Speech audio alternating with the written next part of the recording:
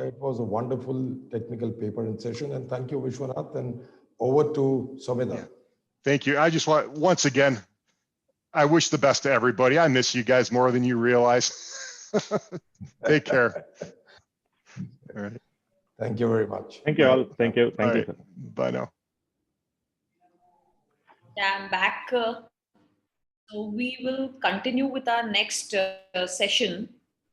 We will have tea over that. So instead of breaking over for tea, we will carry on with the next session. And one more request to all. Before we close for lunch, for a few seconds, kindly switch on your video because our team member Rishikesh is going to click the picture. So he's going to take a screenshot of all of us in the conference. Yeah, so that is just a little before that we close for our lunch.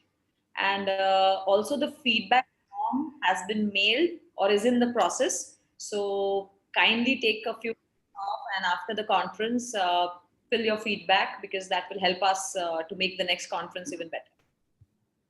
Thank you.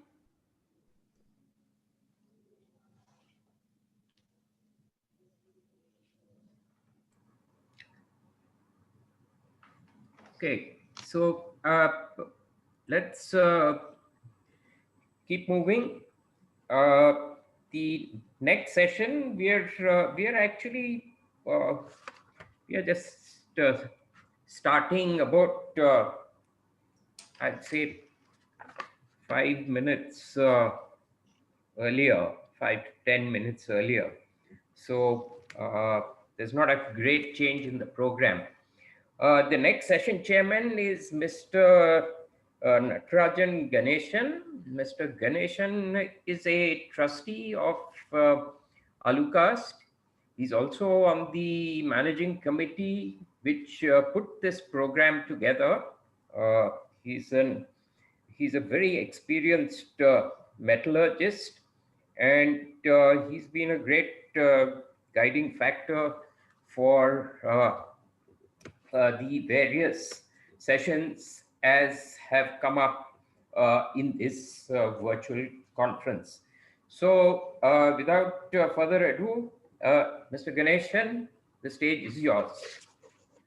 Thank you, Vipin, for a nice intro. We are starting the 6th session or the 2nd session of this morning. The first paper of this session is developing high quality casting and optimizing casting process through casting simulation. This paper will be presented by Mr. Kaushik. A brief intro of Kaushik is on your screen. He has completed his master's in aerospace engineering from University of Southern California, Los Angeles. He has worked extensively on Flow 3D CFD simulation software for several engineering applications, including metal casting process, additive manufacturing, and welding. He has presented technical papers in several national and international conferences and seminars. He has performed numerous simulations in different casting process as well as other CFD applications.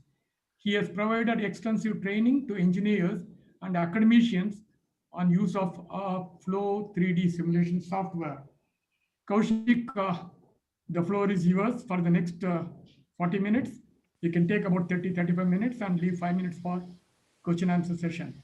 Kaushik, please. Sure. Thank you very much. Thank you, sir. Thank you, ALUCAST, for giving this opportunity to me. I'm just going to share the presentation.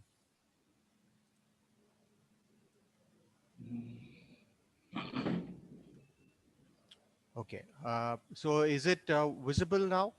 Yes, it's clear. And I hope it's also audible to everyone. Yeah, clear.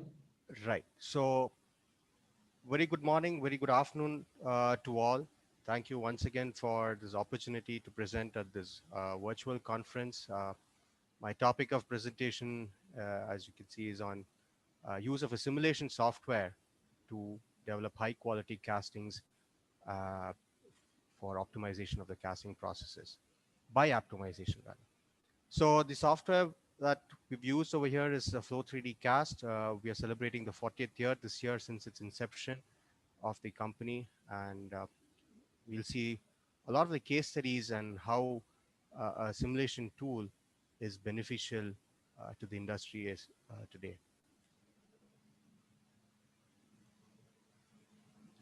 Right, so this is the agenda. I will briefly introduce the software and then a little bit of the characteristics of a simulation tool. Probably a lot of you are already familiar with it, but as a part of the presentation, I've added it. And then we will dive into the case studies, which will give you an insight on how one can benefit through use of such a tool. So it's a virtual casting manufacturing process. That is what we have in simulation. And there are a lot of benefits that are achieved when using such a tool. And I've just listed some of them over here. Uh, we all know the benefits that we achieve through this, but just to highlight all of them again, as we can reduce the number of sample castings, we can alternate, uh, optimize the design, reduce cycle time, increase productivity, uh, eliminate any kind of a rework, and then overall costs are saved. And you can also produce the highest quality casting. That is the need of the hour today, and that's what everybody is looking at. So that's what this paper and presentation is all about. How do we achieve this in terms of cost saving and also producing high quality castings? So Flow 3D Cast, it's a brief introduction I'm going to give it to over here. It's an advanced simulation tool that can simulate a lot of the casting processes and very complex processes like we see in the high pressure die casting process here. So what are the physics? Physics are basically the important parameters that are to be captured. For example, your solidification is happening due to the heat transfer. There are gas particles form, air movement. All of these are various physics which we tend to probably not take into or take it for granted that it happens. But these are important parameters that are required when you're modeling any such complex processes. And as I mentioned, we are having the software being used in a lot of areas other than metal casting also for over the last 40 years, as it is seen over here. Additive manufacturing is another area which is widely becoming popular. Process wise, again, there are a lot of processes in the casting industry. For example, if you take just the high pressure die casting, we have the plunger movement, you have the short sleeves, you have the ladle motion. And for the various other casting processes, there are other parameters or models that are required. And it is essential to take care of all of these models to get a more accurate casting simulation done. So the casting processes, as I mentioned, a lot of them are done. High pressure die casting, low pressure tilt pour, all of these are the regularly used casting processes in the industry today, and we can simulate all of them very well. So moving on, metal flow is something that is very critical.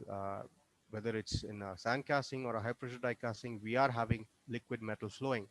And many of the casting defects are introduced during this fill itself, the metal fill. For example, if the temperature is not correct, you don't get a good fill, it solidifies quickly. And a lot of the other associated problems, for example, if there is a lot of turbulence, you're having a lot of air entrained and so on.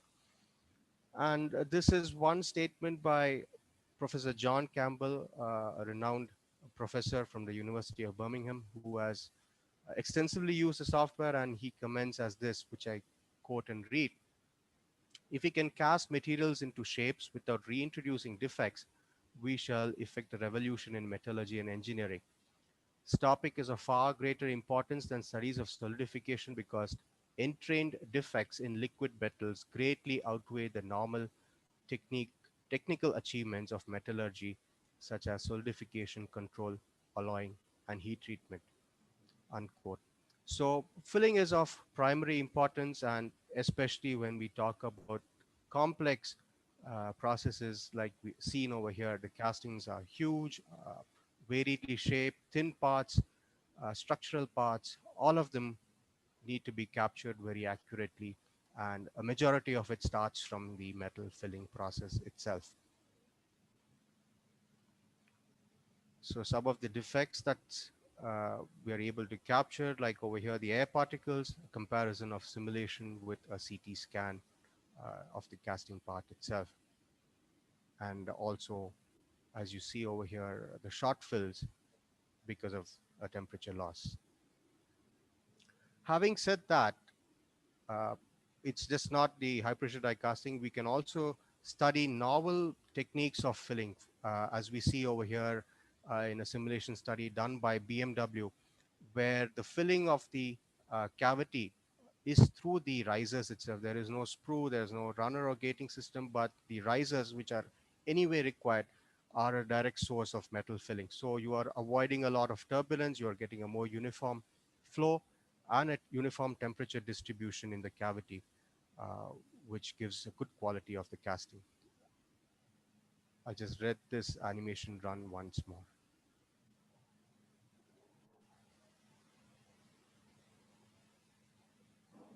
So as we see, there is no turbulence till the end of the fill.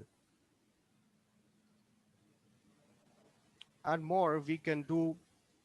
Not, it's not always required to study just the casting process, but also other parameters like over here where we are validating the shot motion of the plunger in the first phase and second phase. You are comparing the actual fill in simulation of the ladle and then the shot sleeve.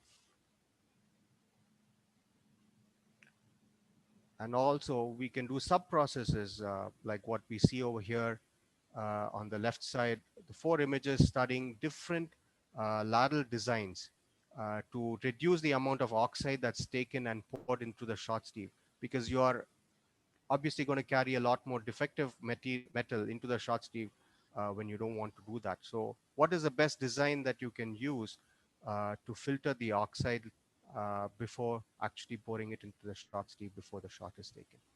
Or you can also do an entire full process simulation like we see over here. Take the dye, the filling, the solidification, the thermal stress, uh, the entire process as such is done. Right, so filling is one part of it. The solidification follows the filling, and here we uh, have the state-of-the-art solidification model in Flow 3D Cast, which won the Best Paper Award in 2019, uh, where we can predict the microstructure as well as the mechanical properties for aluminum alloys. And that's becoming of great importance today, given the move into the Bharat State 6 kind of norms, where we are having thin wall castings and we require better quality of the castings. So what the solidification model really is, it's a chemistry-based model where we define the chemical alloy composition that is given as the input, and then we calculate based on that the metallurgy and the mechanical properties of the cast part. So here is what some of the outputs that we can see during the solidification, where we see the micro segregation of the different phases, or the macro segregation. We also can study the microstructure, dendritic arm spacing, and as well as the mechanical properties, some of the outputs that we can see for the casting part shown over here. So as I mentioned again, we give the input in terms of the alloy composition, and then we have some of the outputs as we see over here, like the yield strength, elongation, or the ultimate tensile strength, and so on. And obviously, this increased accuracy helps in determining the porosity regions or shrinkage regions better, and we can make uh, adjustments in the casting processes accordingly. Right. So now we move on to the case studies, which will probably give a better clarity on how this is achieved. The first one is on the plunger speed optimization in high pressure die casting. This is a joint work that was done by Buehler as well as Texid in Italy. So here we have two animations running on the screen, one of the modified shot profile on the left, as well as the original shot profile that was being used by the customer. So what we are seeing in these two cases is in the original shot profile over here, you see a lot of air that is trapped behind close to the close to the plunger tip behind the metal. And this air is being pushed into the cavity, into the casting, uh, causing a defective casting. Whereas a modified shot profile ensures that the metal is completely pushing out the air before filling the casting correctly. Though there may be an increase in the uh, cavity fill time, you're getting a better quality of the casting. So this was an optimization of the first phase plunger velocity, and it's quite important to understand what really happens during the process.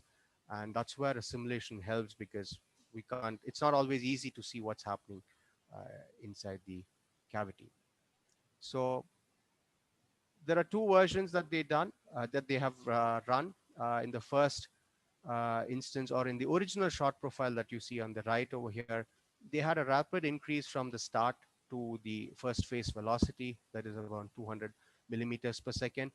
Whereas in the second case, it was a gradual linear increase of the velocity of the plunger from 0 to 200 millimeters per second.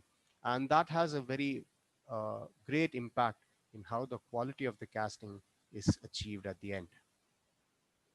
So it's the same thing we see over here. Once again, we see a large chunk of air that's there in the cavity in the original shot profile, whereas in the uh, modified shot profile, you see that the air is pushed out before the cavity starts to fill. The same animation over here, what we see in orange color is the air. So we see a large portion of the air over here entering the cavity. This is the side view. Maybe a front view over here would give a better picture of what really is happening. So you see a large portion of the cavity is with the air mixed with the metal. And obviously you are going to have a porosity in the casting. So we see again another set of animation which shows the air that's entering along with the metal into the cavity.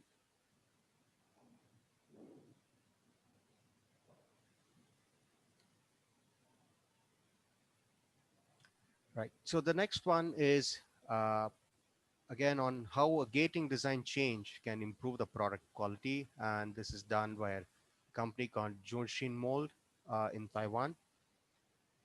So the traditional design that they have always been using is this kind of a fan gate system for this radial casting. And what they thought was a little different approach to have a center gating system, such as we see in this new design on the right.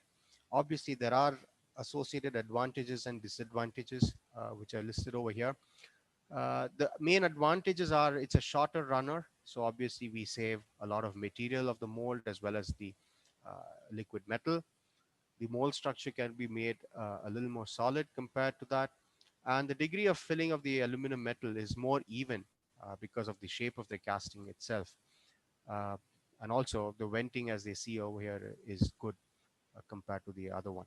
The only disadvantage that they see in this entire process is how the runner can be removed, because it's going to be a thick runner and a thick casting attached to it.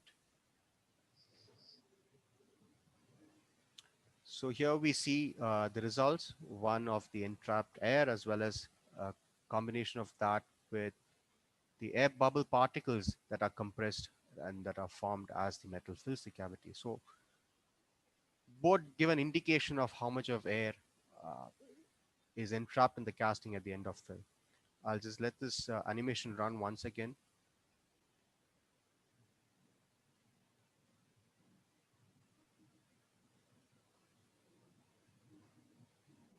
So we see the air bubbles that are moving all over.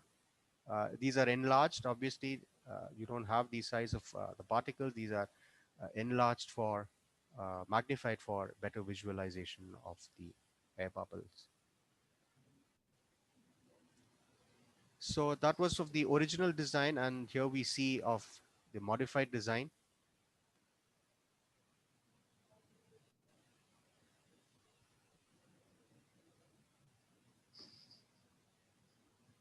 The same set of results, again, the amount of entrained air and the air bubble particles that we see as they enter into the cavity.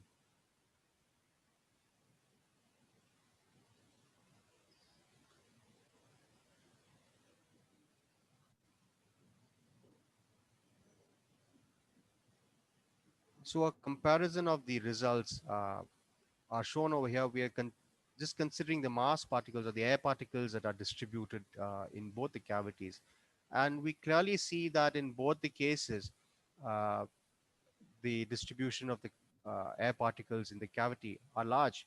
But when you compare the traditional design, which has a lot of the air particles within the cavity, a majority of them are pushed out to the overflows that you see around over here. And the amount of air that's trapped within the cavity is quite less in the new design.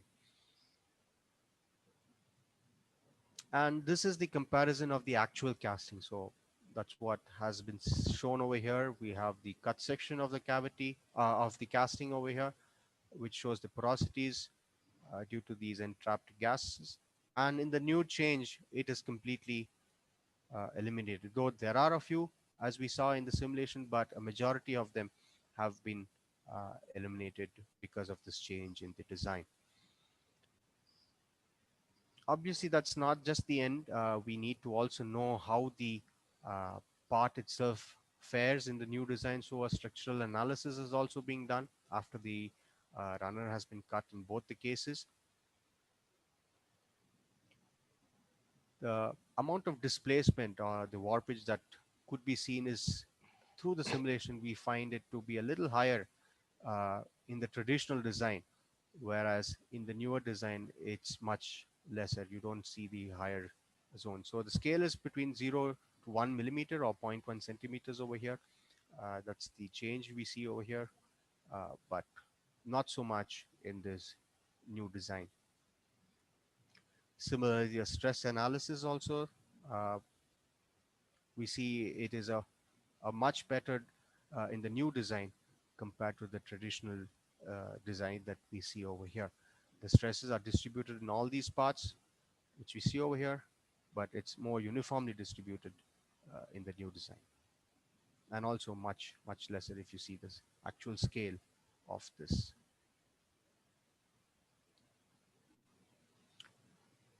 Okay, moving on to the third one. It's on how we can achieve a good uh, runner balancing and optimization of the design of the die. This is through a company called CRP India who's using the software, and they've achieved good benefits as we see over here. So the design requirements in this particular casting was a need for a 4-cavity die, one moving slide and cavity, and they required the flow to be balanced and the layout to be optimized. So they developed the short model with 4 cavities, and they were able to achieve the uniform balanced flow. And we will see how that was achieved. So this was the original design, the version 1 uh, of the actual model that they had come up with, as well as the simulation results. Uh, Simulation results showed good uh, defect-free casting, but then the layout of the tool was found to be big, and they were finding that the moving slides were all on the top side, cannot be accommodated on the die casting machine that they had planned for.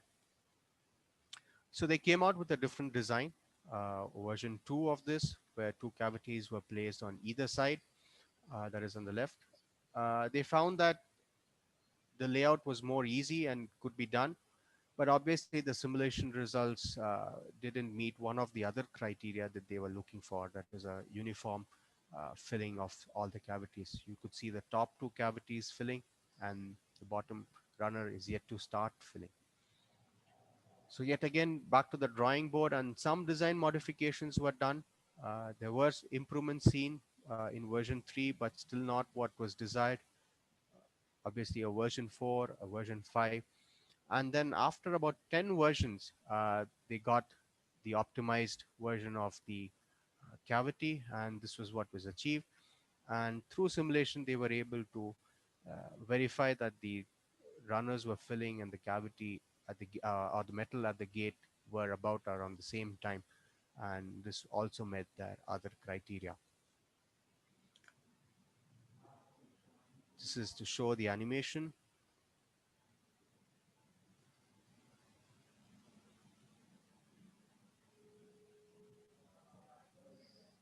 So whatever little defect was also pushed to the overflows and giving a clean cavity of or the clean casting. And this is the shot that they produced. They were able to get the first time right shot right from the beginning. So the die was manufactured after all processes were optimized. The die layout was verified, and then they produced the manufactured the die and produced the casting right in the very first shot. Okay, so this is another one that we undertook here in our company, understanding benefits of using the right plunger tip material. Now, plunger tip is obviously an important aspect because that's what pushes the liquid metal at high pressures into the cavity. This is just a pictorial representation of what the actual setup is. Uh, and there are commonly used plunger tip materials like the cast iron, H13, and beryllium copper alloys. But just by choosing the plunger tip material, that's not everything. We need to understand what it is or why it is being used. And some of the parameters that can be considered, not all of them, but just a few of them I have listed out over here, are their design for a good performance of the plunger tip requires a good wall thickness, an internal cooling, and also a choice of whether it is a completely cast, that is the alloy is poured and cast or machined from a bar, and that also has an impact in the kind of quality or the life of the plunger tip. The next one again is a tip clearance between the short sleeve as well as the tip. The tip clearance again is quite important. This can change over the course of its usage due to various factors, and that also uh, defines how the performance of this tip is and the quality of the casting.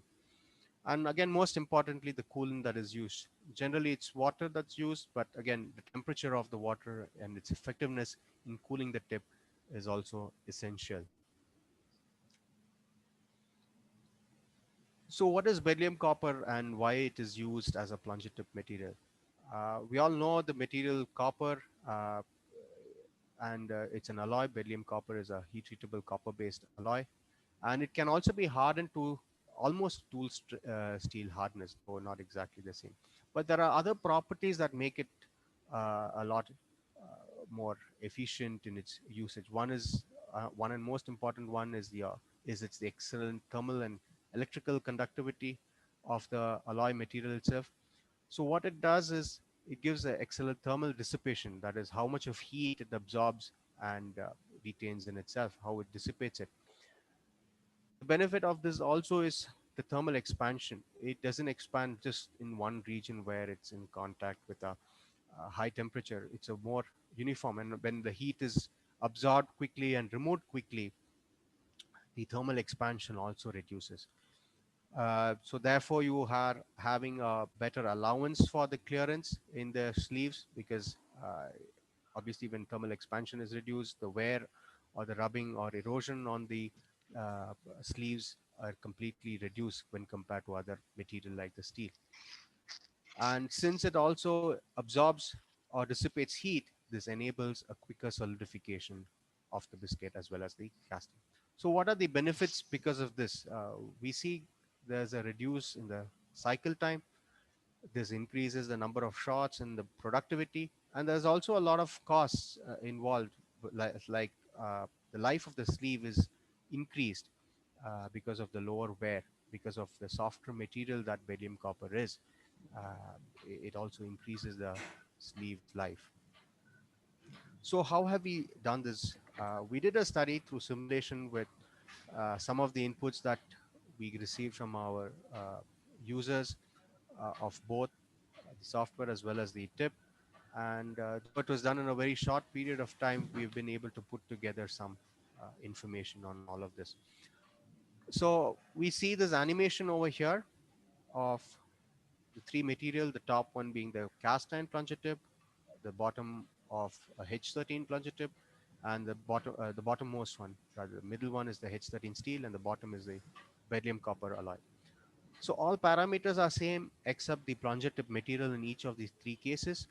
I'll just pause this uh, video over here, and what we see at this instance is, if you notice this corner over here, the metal, uh, the liquid metal is in contact with the tips in all the three cases.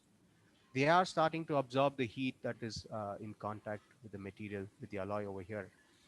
You can also see some heat that's entering into the short sleeve. That's what we see in the color over here. The short sleeve material in all three cases are uh, considered to be the same. So during the filling process, you may not observe quite a bit, but there is quite a bit of a difference in the temperature that you may see over here. I'll just move a little ahead in this simulation, and I'll pause it here. So as we see, the temperature of the cast iron tip, the wall temperature and the metal temperature are shown in the scale at the bottom. The amount of heat absorbed in the cast iron is less compared to the steel and as well as the beryllium copper. Obviously, you see the extent to which the beryllium copper tip has absorbed the heat is a lot more than the other two tips. And moving slightly ahead or to the end of this, we see, sorry, I'll just pause it here again.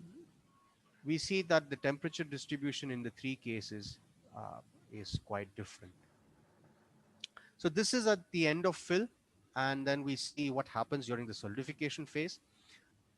We have the plunger rod over here, which is having the cooling or the liquid coolant flowing through this and cooling the tips at the same time.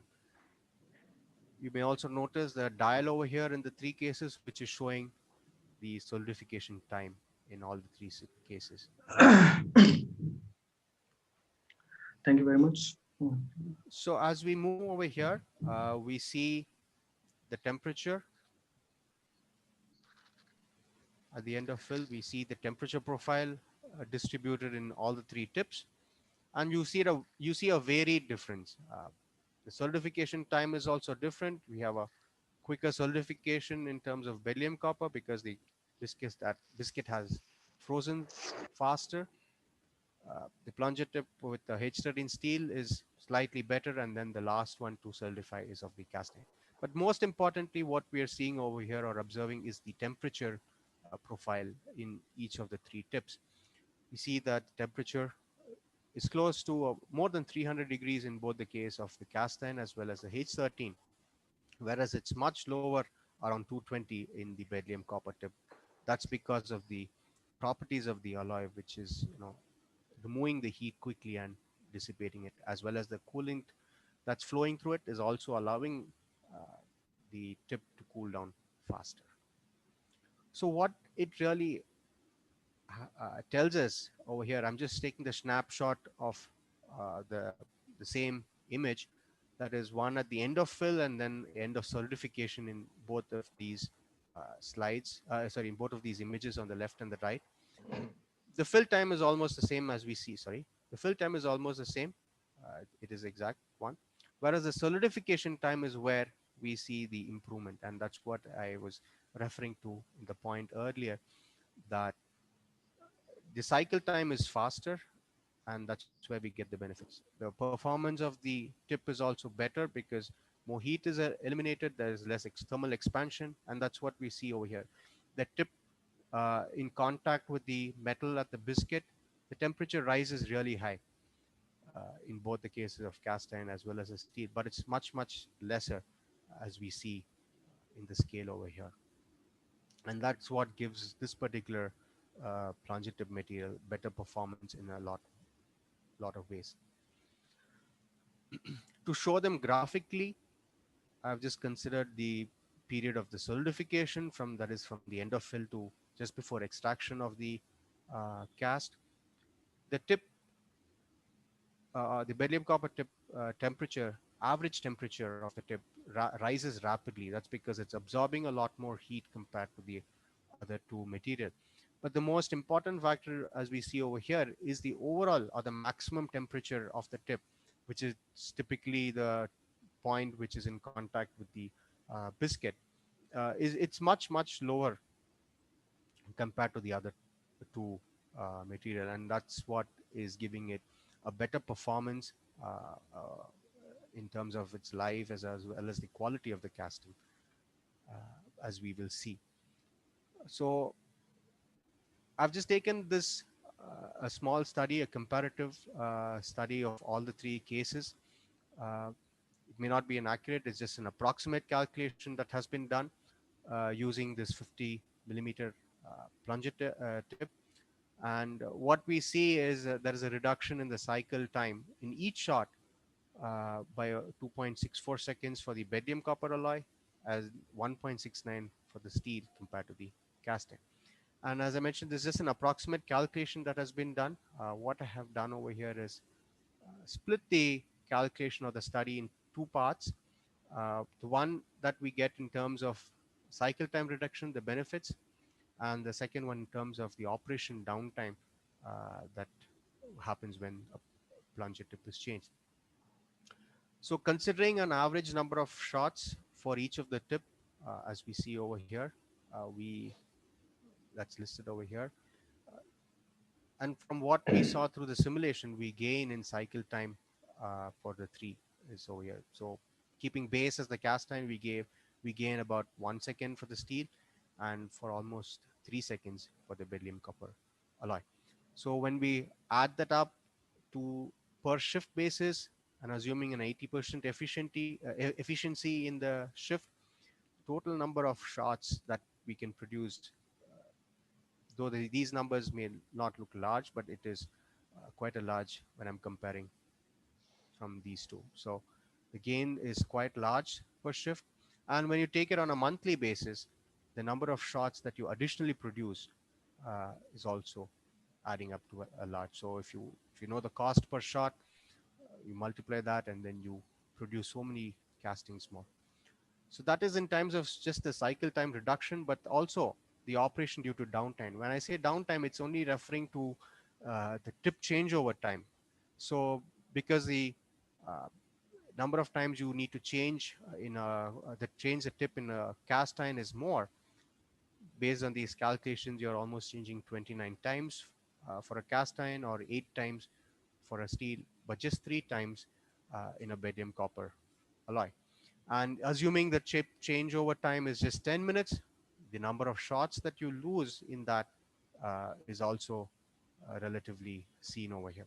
So just a difference between these two figures, the number of shots that you gain per month is this overall. Kaushik, Obviously, you have 5 minutes and you have to take some questions as well.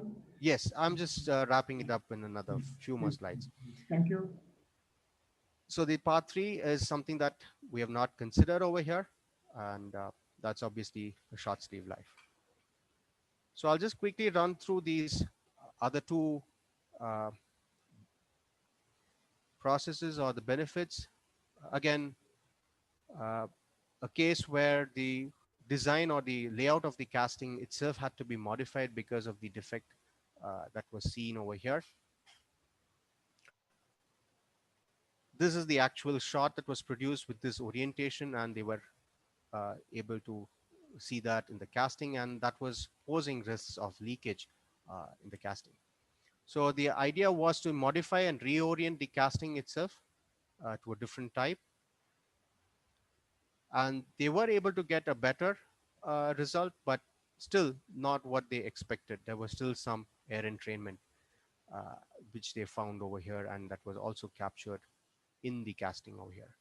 And then they went through the second optimization over here, which was to modify the overflow position from the top to the bottom, and they were able to overcome the defect significantly. So benefits that they got through it was, one, they were able to reduce the velocity at the gate from a 50 meter per second to a 35 meter per second.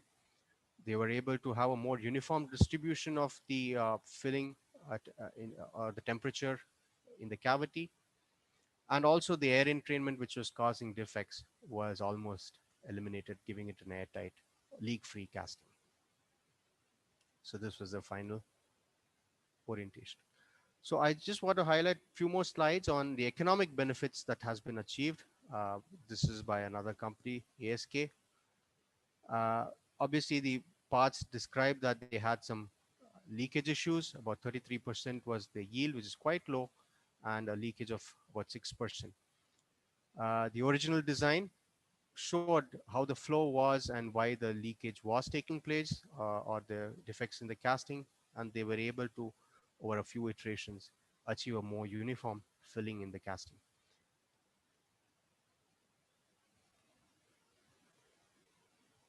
This is the flow profile. So you see a completely different pattern and an improved flow profile. And the benefits that they were achieved through this is what we see over here in terms of shot weight, a complete reduction in the shot weight by 398 grams, an improvement in yield of 8%, and reduction of leakages by 4%.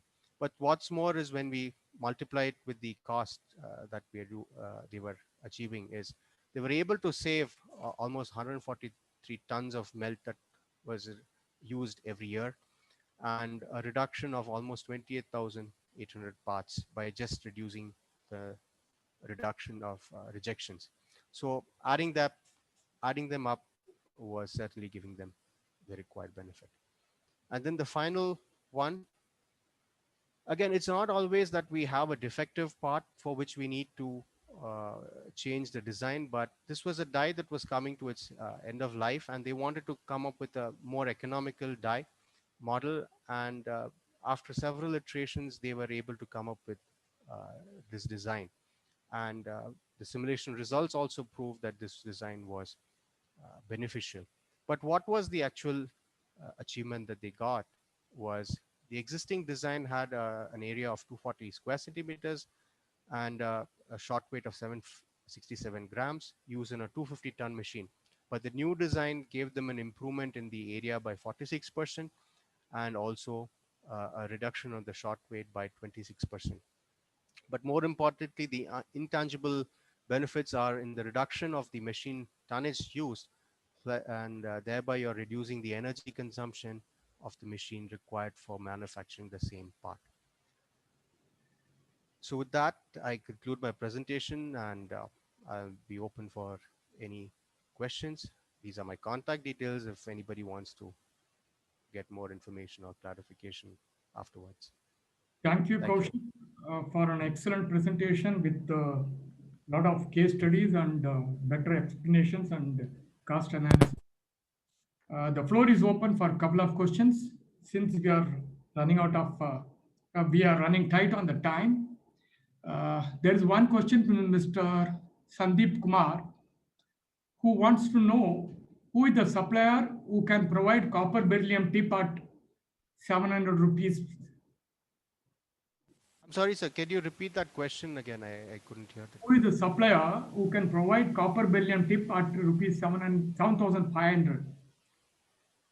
We are offering beryllium copper tips as well. So we can, if Mr. Sandeep can get in touch with us, and we can work that out. Okay, I have one question on my own. You have done a number of simulation studies. Have you done any simulation study where we can take out the air from the short sleeve itself before the metal starts entering, like a vacuum application? We have done, I don't have one animation or a presentation with the vacuum, but we have done to show the effect of use of vacuum also through simulation. And there is a case study that has been presented earlier. So we can definitely study the benefits of using a vacuum when not using a vacuum also in simulation. That's definitely possible. I think we can reserve that for your next paper in ALUCAST. Okay, yes, thank you very much, Kaushik. Thank you. It was a nice paper. And we are moving on to the next paper before lunch. This is on cutting edge technology of Shibaura Shibaura die casting machine by Deepankar Aggarwal. Mr. Aggarwal has completed BTech in Mechanical Engineering and MBA in Marketing. He has over 7.5 years of experience in auto industry. He has been associated with Shibaura, I think I'm pronouncing it correctly, since 2018, working in sales and marketing of die casting machine, and has experience in capital goods sale in auto industry. Mr. Aggarwal, the floor, the stage, and the screen is yours, please. Thank you. Thank you. Thank you very much for my brief introduction. First of all, a very good afternoon to all. I hope you all are fine, and I wish all of you and your families to be safe and healthy in this COVID-19 pandemic. And I would like to thank ALUCAST and its team to organizing this virtual conference and giving us the opportunity to present our products in front to all. Today, I'm going to present the cutting edge technology of Shibaura machine, die casting machine. Let me share my screen.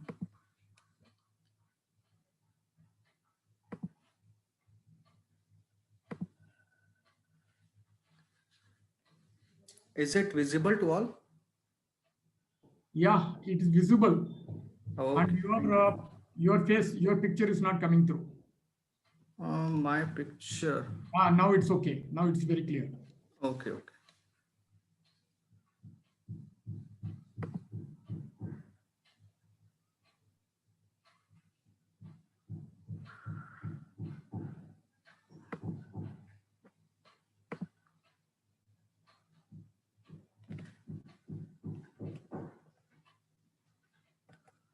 Yeah. This is the picture of the headquarter of Shibaura machine, Japan. Before directly jumping to the die casting machine, I would like to give you brief introduction of Shibaura machine, history of Shibaura machine, and its product family.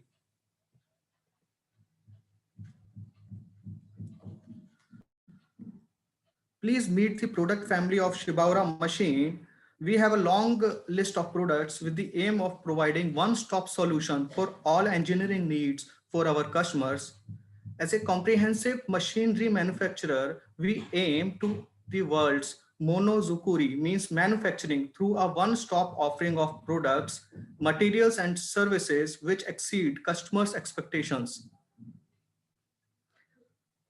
Here are some of our products like injection molding machines, die casting machines, machine tool, extruders, nano processing, auxiliary equipments, material handling equipments, FA controller, servo motor, industrial robot, build to order production, Shibaura machines, IoT plus M, engineering solution, additive manufacturing system, and so on. Here is the history of Shibaura machine. It was established in 1949, but the name of Shibaura came into existence in 1875. When Shibaura Engineering Works Company was established, the roots of Shibaura machine. Japanese quality excellences we deliver with all of our products. Shibaura machine has over 5,500 employees and 6 number state-of-art manufacturing plants in Japan, India, Thailand, and China. We have offices worldwide, and the principal products, as I described you in previous slide, are injection molding machine, die casting machine, and so on.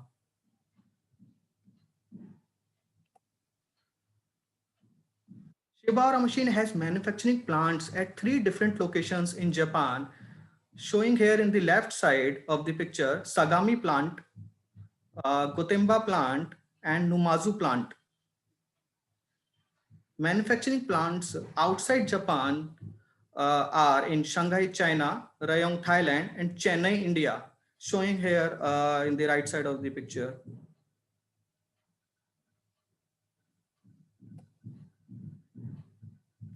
Let me introduce Shibaura Machine India. It's a 100% wholly owned company of Shibaura Machine, Company of Japan. SMI, Shibaura Machine India, is among the leading high-end plastics injection molding machines and auxiliary equipment manufacturers in India. Shibaura Machines India plant is having land area of 37,103 square meter and built up area of 7,420 square meter located in Chennai. Here is the history of Shibaura Machine India. When the establishment of LTM Limited occurred in 1990 and the company L&T Plastics Machinery, which was earlier associated with DMAC Germany for 18 long years, acquired by Toshiba Machine Company Japan, and the name Toshiba Machine Chennai Private Limited came into existence in 2012, which was changed from 1st of April 2020 to Shibaura Machine India Private Limited, as the name of Toshiba Machine worldwide changed to Shibaura Machine back to the roots of its parent organization.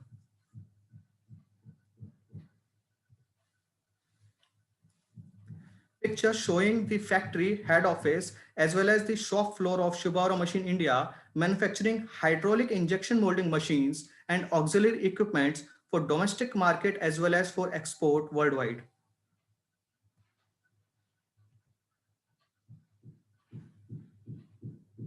Now let's move on to the die casting machines. Here we have different series of models to meet the requirement of our customers, displaying here the latest 4 different series. First one is R series, having models from 250 ton to 800 ton. This series we will discuss in this presentation in detail, having advanced technology, and this series, high-end series, comes from Japan plant. Next is GS60 series, having models start from 135 ton and goes up to 350 ton. We have 3 models available in this series from Thailand plant. KT series, the third one is having 2 models, 280 ton and 400 ton. This series is also from Thailand plant. Next is CS series for high tonnage machines, having models from 1250 ton up to 3500 ton. That is from Japan plant.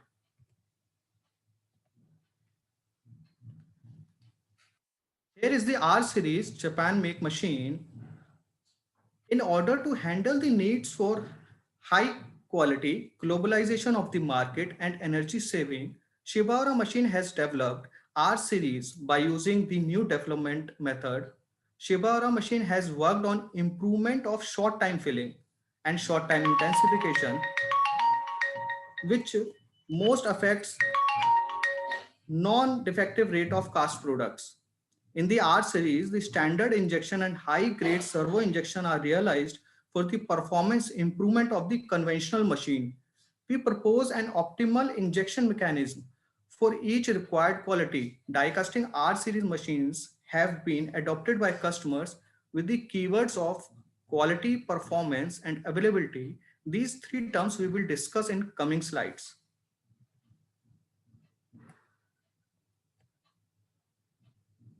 We would like to highlight the major content here, consisting 4 major points: concept, that is the machine concept; quality, the casting quality; performance of high productivity and energy saving; and the last is productivity, the approach for high productivity.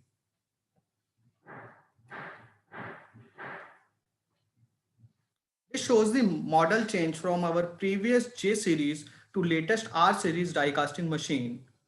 Some of the major improvements are highlighted here, as the injection performance has been improved, rigidity clamping. Our previous controller, TOSCAS 555, showing here, and now the controller, new latest controller is TOSCAS 888, which comes with R series. Other improved points are selectable injection specification, intensification ACC as an optional feature, injection up-down position feature also available as an option with the R series.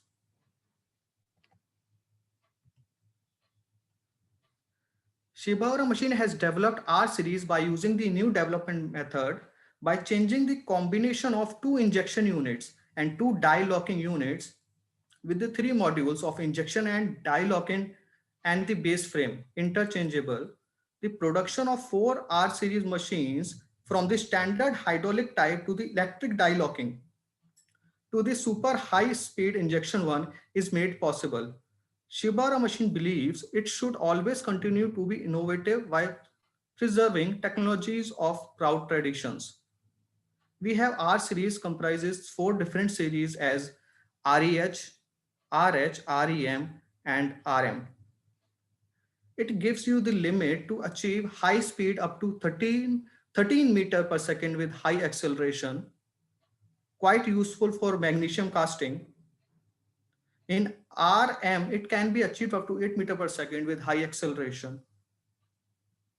Here are some of the important points like to achieve the high quality, high productivity, maintenance ease, and environmental consideration. Considering method of servo injection, electric clamp diagnostic, and servo pump, which affect the quality, cycle time reduction, minimize downtime, and energy saving. These are the main core points which has been covered with R series.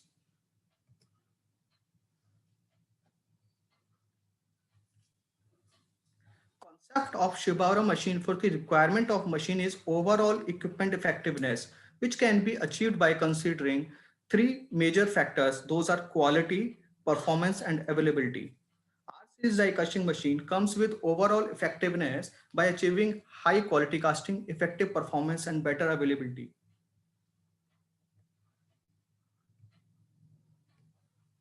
This R-series die casting machine provides high quality casting based on improved features of the machine, which consist servo injection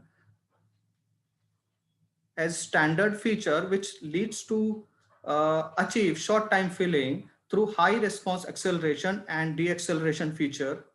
New intensification setting helps to stabilize intensification time. New injection up-down feature provides further possibility for various multi-cavity casting. In new intensification ACC is an optional feature further add an advantage for critical casting products to be manufactured with required quality conditions.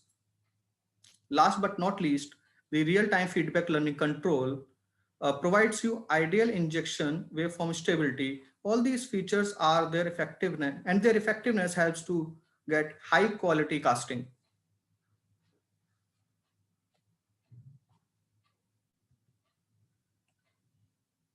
Performance of the machine has been improved by cycle up and energy saving. Electric die clamping shorten the cycle time, means higher the productivity. Lap motion for core and die open close motion during spray motion are additional benefits of electric die clamping pertaining to better performance. Improved toggle system is another component, helps for smooth and fast cycle. Servo pump on main motor as an optional feature reduces the energy consumption, and optimized hydraulic circuit and control minimizes pressure loss for energy saving. In coming slides, I will describe all these features in detail.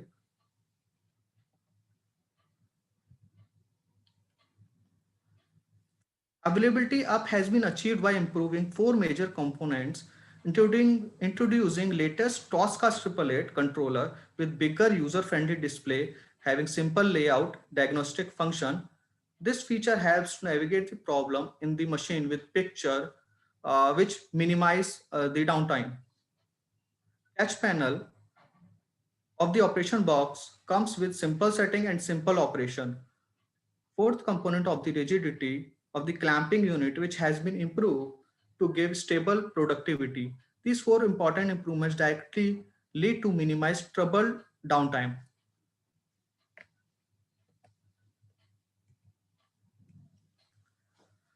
When we talk about quality, we say casting quality, which depends on many factors related to machine, die molds, equipment, process, and many more.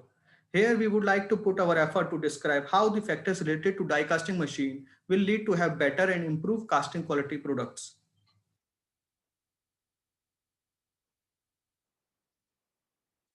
Short time filling enables to carry out quality improvement, which is appearance and internal quality. 4 major parts of short time filling concept are mentioned here.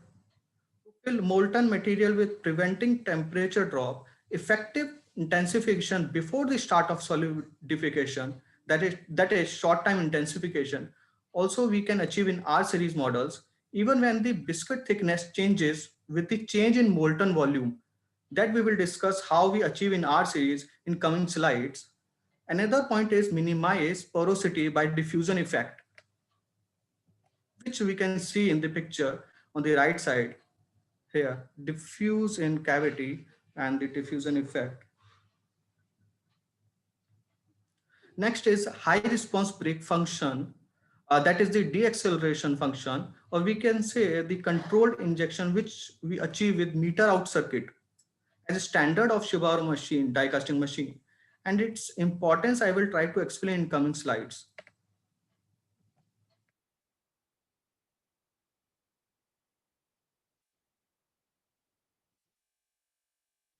We all know the injection process consisting of low speed, high speed and intensification play an important role in the casting quality of the product. The molten metal poured from the ladle to the sleeve is carried out to the gate. At this time, the surface of the molten metal is not wavy and the air inside the sleeve is exhausted from the air vent to the die to prevent the entrapment of air in the molten metal. However, it is too late. The molten metal will solidify. We can see in the picture of low speed is too fast than the that ripples occurs in the sleeve. When low speed is too slow, molten cools in the sleeve. The third one, R series gives you the flexibility to set 9 points in injection speed.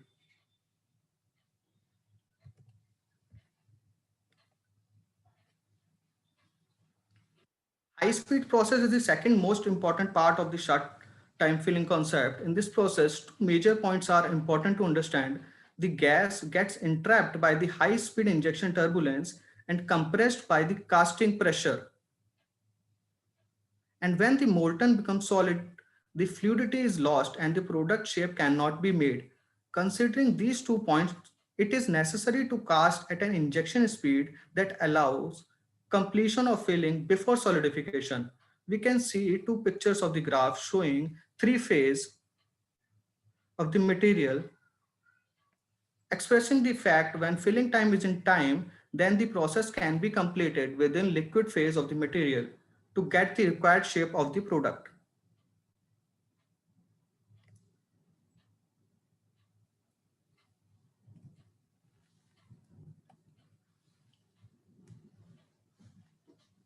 Here it is the high speed zone. We can see three cases here showing the high speed zone affecting the porosity. In the first case on the left side, when the high speed zone is long, that is changed to high speeds before gate, showing high porosity. Due to long high speed zone. In the second case, when change to high speed occurs at gate, that is standard of high speed zone, less porosity occurs. And in third case, we can see when the change to high speed after gate, that is short high speed zone, decreases the porosity as the air gets decreased.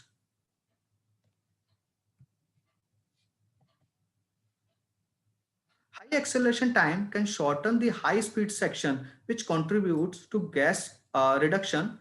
High acceleration injection performance gives direction to the molten flow, which improves flowability. We are showing this with considering three cases. When high speed acceleration time is 6 millisecond, we can see on the right side, high speed molten pushes away low speed molten metal and discharges intensely. But when the high acceleration time is 11 millisecond, high speed molten collides with low speed molten and discharge. And the third case, when high speed acceleration time is 13 millisecond, high speed molten loses to low speed molten and become difficult to discharge. It shows if the acceleration performance is good, sufficient directionality can be obtained without losing the resistance of the molten metal at high speed after the gate.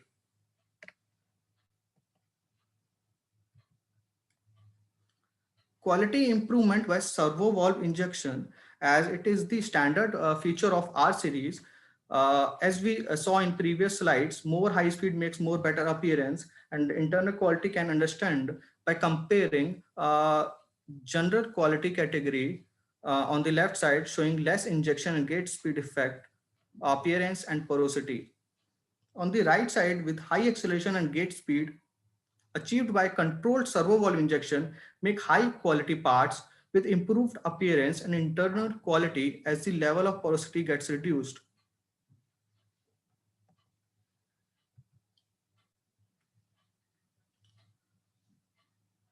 By this picture, we can understand the difference between conventional injection and multi-injection, as well as why the stability of stop position is an important point. In conventional injection, as we have fixed speed and no appropriate stop position, then the car hit the wall even with 5 meter per second. But in the case of multi-injection, we get flexibility setting with deacceleration or high response brake function being used appropriately to get improved quality.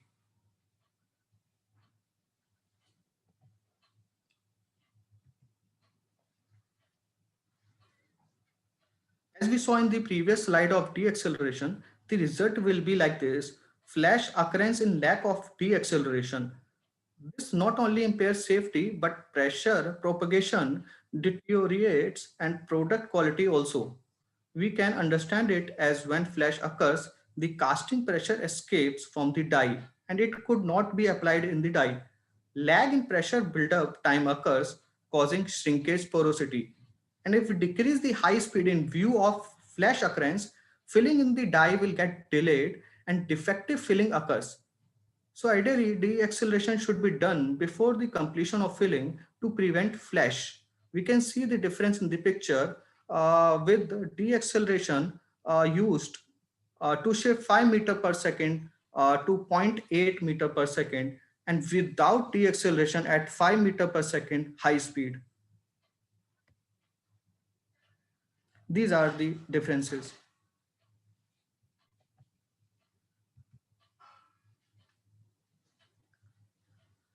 Powerful control is very important in short time filling. We can see the difference in both the graphs that the filling pressure spike generated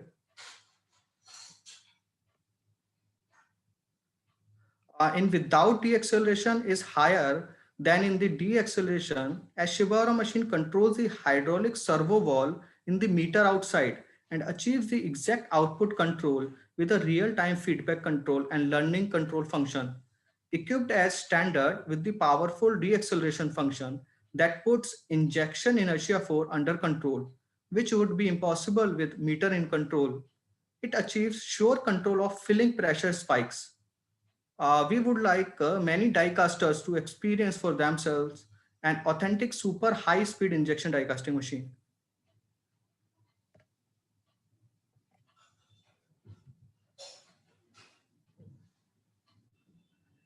Intensification process. By this, we can understand that the internal quality of the product can be improved by applying great pressure. We can see this image shows entrapped gas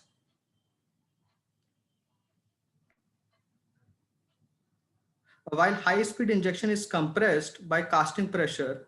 Based on example, it can be seen that a gas porosity of 5 mm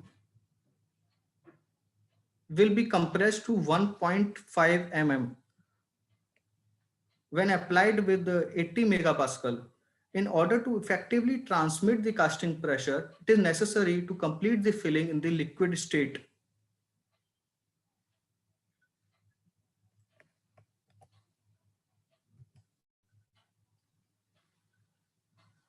Here it shows what was the limitation in intensification control in our previous J series model, as almost every caster does face the difficulty when the biscuit thickness changes depending on the molten volume, which make intensification time unstable. Three conditions are there when volume is proper, too much, and too less, but the intensification start is fixed by position, affect the intensification time, and finally the internal quality also gets unstable.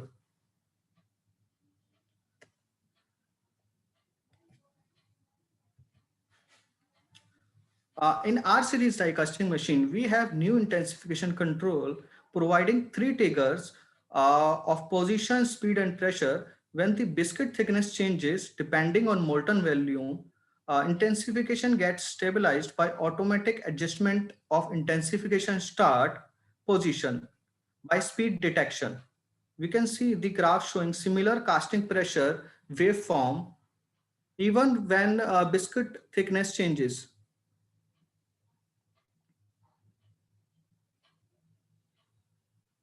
Even biscuit thickness changes, casting pressure waveform are still similar.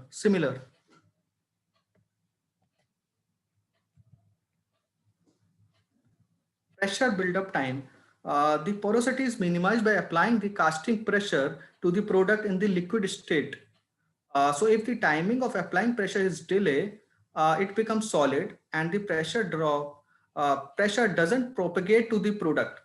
Here we can see set casting pressure is 60 megapascal. Pressure build-up time is 77 millisecond. Then the pressure in die we get 44 megapascal. That gives porosity ratio of 0.95%. In below, if pressure build-up time is 17 millisecond, pressure in die we get 52 megapascal. And the porosity ratio reduced to 0.80%. Shibaura machine has developed better pressure build-up time by incorporated changes in R series die casting machine.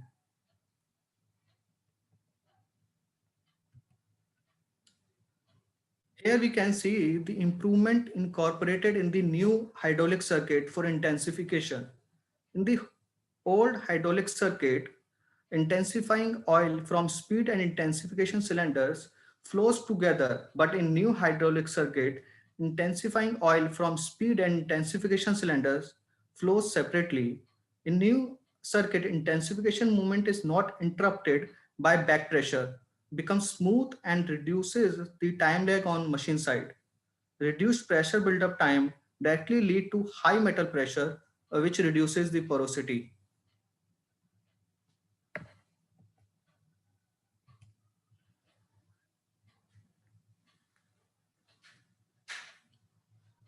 Injection up-down position feature was not available with our previous series of models, which has been available as an optional feature in our series now. 4 positions selectable up to machine center in case of 800-ton R machine is showing here.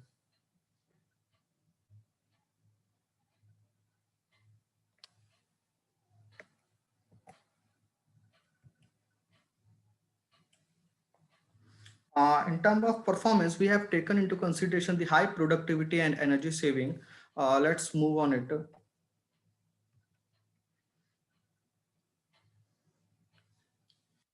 This is the electric die closing, which is available with our REM and REH model, as we discussed in the start of the presentation, which has several benefits like productivity up by reducing the cycle time. As we have taken the example of 350-ton previous model of J series and latest 350-ton REH model, having difference of 1.4 second in cycle time, and below here for 800-ton machine, the difference is 1 second. So, and in hydraulic die closing machine, lapping motion, that is the simultaneous movement of core and die closing, couldn't be done in hydraulic, but in electric die closing, this lapping motion can be done easily.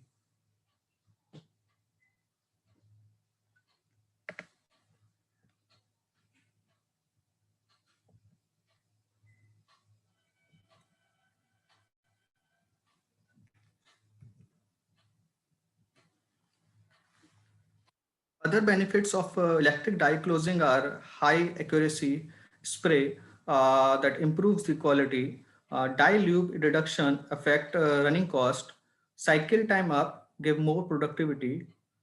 It is competitive with robot spray as well, and overall cost reduction benefit. With the servo control of die closing platen, forward and backward motion before die close can be done, which is effective for die and core, as it is showing here in the left side.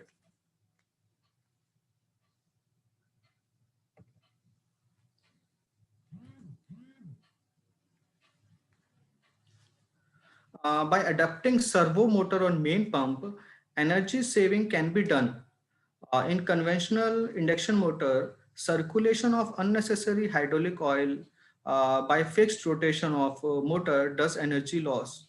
While in servo motor, Toscast controller judges proper rotation and adjust with the feedback gives energy saving.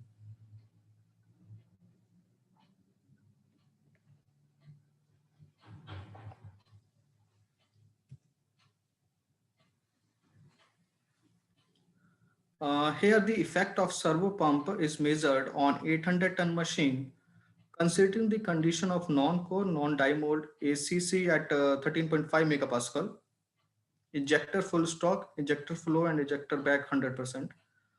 If the cycle, we can see here below in this table, if the cycle is of 40 second, the power consumption get reduced by 27.3%.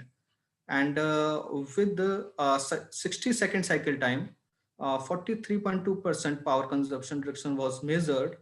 And also the CO2 annual reduction measured as 25,000, 35,000 for 40 and 60-second cycle respectively.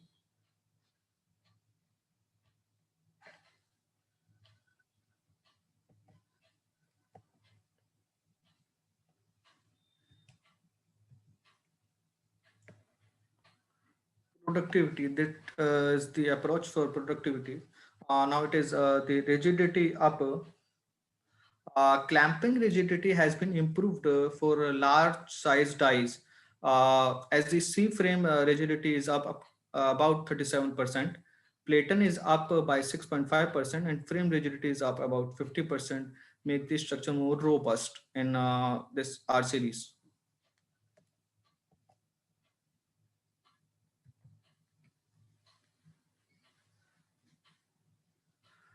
This is the latest controller, Toscast 888. It comes with R series having added features. Some of them are highlighted here as the 15-inch monitor, which was 10.4-inch in Toscast 555 earlier. Resolution has also been improved to 1024 into 768. Second is the Deepankar, that is the software. It is available as an optional feature and compatible with the Toscast 555, Tosca as well as Toscast 888. Third one is the diagnostic function that helps navigate solution with picture and drawing as shown in the picture actually minimize the downtime. We are in the in the fourth point, that is we have enhanced the number of injections waveform and the line data as compared to Toscast 555. PLC monitoring function is also a new feature as well as the password function that is that have been updated in Toscast 888.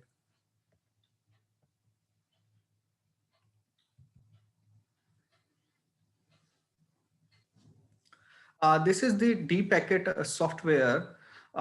Since the centralized monitoring is important nowadays, we are talking about Factory 4.0. So this Deepankar is compatible to work with our controller. It can manage 64 numbers of machine by one computer.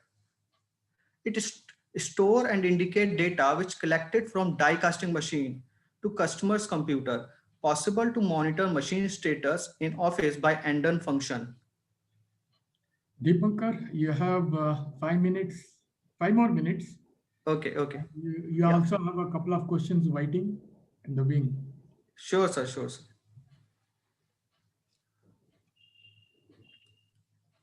So this Deepankar can be connected by LAN as well as with wireless also it can be implemented.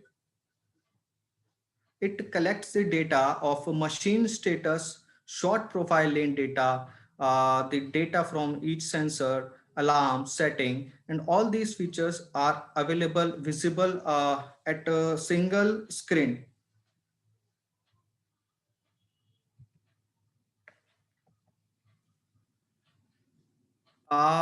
This is showing how it works. This D-packet system structure, like we have a PC1 main for storage.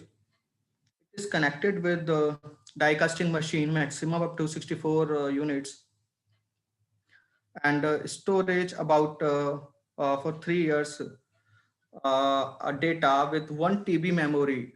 That is the feature available, and it is compatible with normal PC, like it can work with Windows 7. There is no need of any other device that has to be added with this software. Only a single PC can be work with this.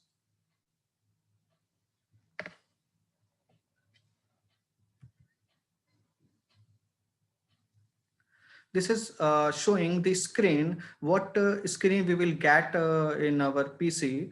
It is showing, like we can see here that this one DCM04, this is the red screen. It is showing the alarm that something has been changed in this machine. So this indication by color is visible, and it is easy to understand. As well as the data collection analyze function, we can see here the short profile availability, line data, trend, alarm history, setting change of history. All these data will be available with this D packet in a single screen, and we can monitor all the die casting machines together.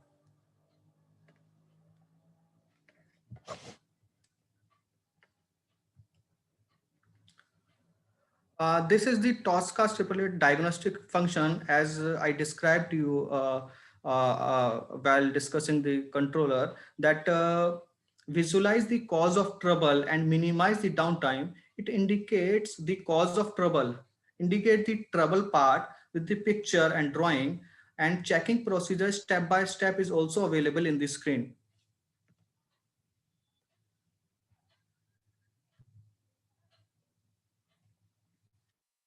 It is showing the example of injection sensor, showing the picture where trouble actually has happened. So it is very easy and understandable to how to check it and what procedure need to be followed by checking it in the screen step by step.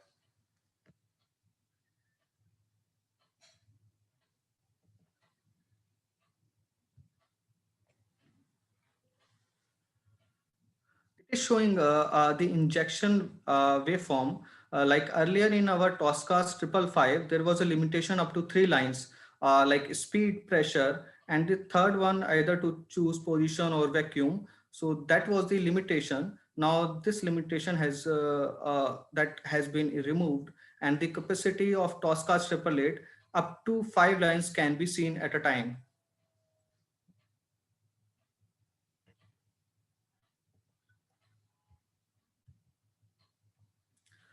This is the line data that also had the limitation up to 24 items to choose out of 26, which has been increased up to 48 items, contribute to the quality management.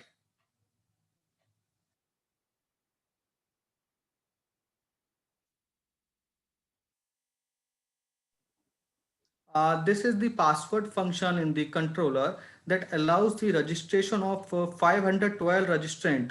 For each registrant, there is an option to either select non-display or display, and to select the operable option also that is available with this. This function provides protection of the data which no other person can edit or change. So that function is very useful. Deepankar, this is time for you to. Yes, sir. Yes, sir. I am almost done, sir. Okay. Yeah, so this is the PLC circuit monitoring function that PLC circuit can be monitored in real time on TOSCAST screen, that is effective in handling troubles. Real time monitoring is possible without connecting to PC.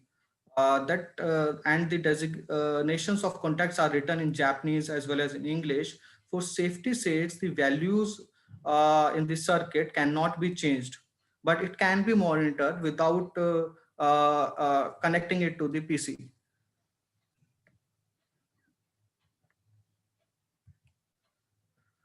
Here I end up my presentation. Thank you very much for patiently listening to me. Thank you. Thank you, Deepak. That was Deepankar. That was an excellent paper, and you had talked much about special features in your machines.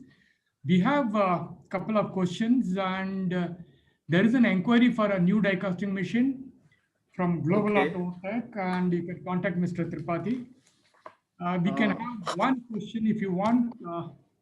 You can go through the chat box and take up. Otherwise, we will close this. I request all the participants and members, in case we are not able to answer some of your questions, you can directly write to the author and get the clarification. Sure, sir. I'll share my email ID in this chat box so that all the questions will be answered over mail. Okay, that's good. Yeah. That's good. Thank you very much. And I request all the participants to remove your mask and stand by with a big smile. I'm handing over the control to Samida for a special announcement. Samida, please take over. Good afternoon, all. After this fantastic session, and we are just in between lunch now. So we will start lunch once we have clicked the picture. So a sincere request to all the participants, delegates, visitors, and all those attending the program to switch on their video for a few seconds. And after which we will break for lunch and then be back as per our schedule, which is at 2:05. Kindly switch on your video now.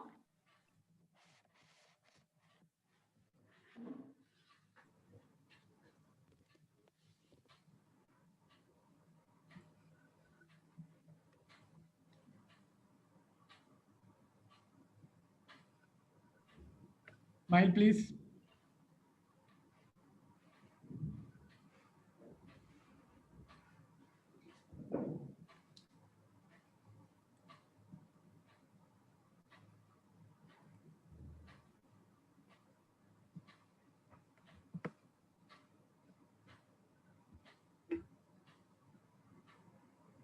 Thank you, and that's all for this session. We will meet after this lunch break. Thank you. Is there any other announcements, Samida? No, we will all see the delegates post lunch. Thank you. Thank you. Thank you all. Bye. Have a nice lunch.